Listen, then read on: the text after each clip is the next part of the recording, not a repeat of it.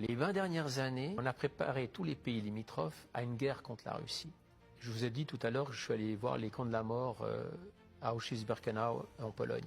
C'est l'armée rouge qui les a libérés en janvier 1945. Tous les mois de janvier, on fait la commémoration.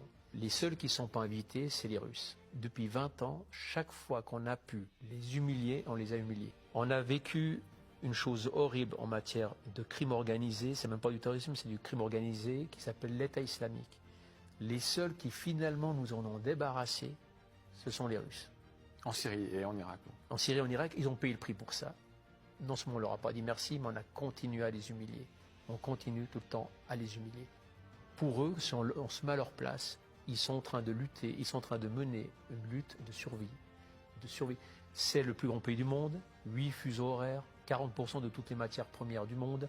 L'OTAN n'est plus du tout une alliance défensive, c'est une alliance qui est offensive, qui travaille surtout pour le lobby industriel militaire américain. Si on se met à leur place, avec un pays si grand, si convoité, si riche en matières premières, avec une population de 150-160 millions d'habitants, qui sont constamment humiliés sur la scène internationale, et que le potentiel adversaire se rapproche chaque fois plus, jusqu'à aller installer des missiles et des ogives sous les balcons du Kremlin, on ne peut que comprendre qu'à un moment donné, vous savez, vous acculez le chien, vous acculez le faux, vous acculez le chien, à un moment donné il est mort. On ne leur a pas laissé d'échappatoire.